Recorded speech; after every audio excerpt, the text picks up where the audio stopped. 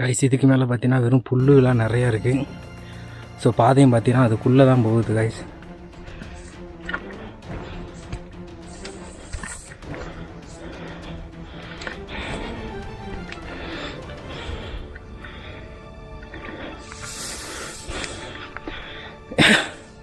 இதுக்கு மேலே பாதைகளே இப்படி தான் போயிட்டுருக்கு.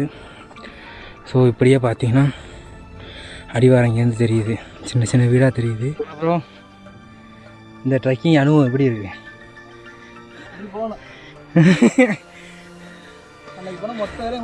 இங்கே ஏறணும். ஸோ கைஸ் பாதை ஃபுல்லாமே இப்படி தான் இருக்குது, ஃபுல் அண்ட் ஃபுல். இதுக்கடுத்து பார்த்தீங்கன்னா அந்த கள்ளி செடி தான் இந்த ஏரியாவில் அதிகமாக இருக்குது கைஸ்.